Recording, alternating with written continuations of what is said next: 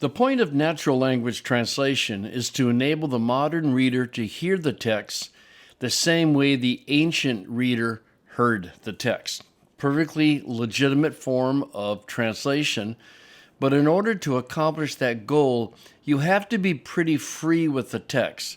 That's why the NLT is pretty free with the text. And as much as I like the NLT, and if you've been following me much, you know I do like it, there are places where it simply goes, I think, too far. And here's a couple of them.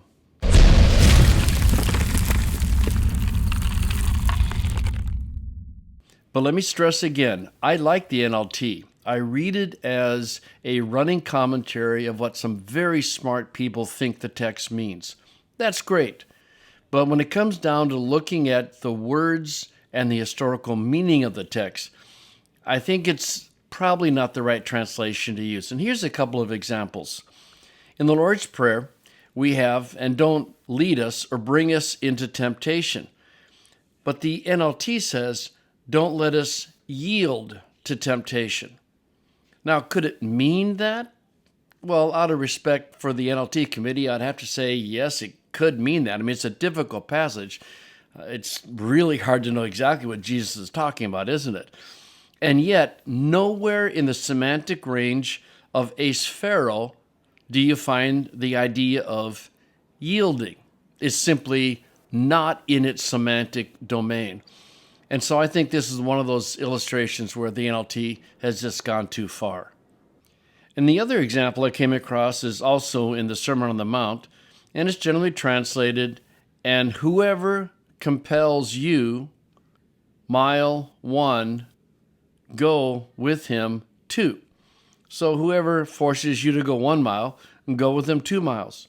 That's what the words say, and that's what the words mean.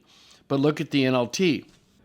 It says, if a soldier demands that you carry his gear for a mile, carry it 2 miles. Well, certainly the Roman law that if a soldier wants you to make you carry his pack 1 mile, you have to do it, is the background of what Jesus says. But the problem is that by relaying the historical background, they've limited Jesus' injunction to a soldier forcing you to carry a pack. And that's not what Jesus is saying. He's saying that if somebody can force you to go a certain distance or do something, be willing to do more. That's what disciples of Jesus do.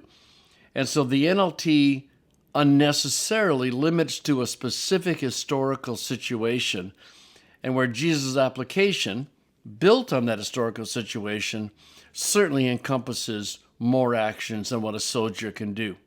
So like I said, I like the NLT. I read it as a running commentary on what some really smart people think the text means.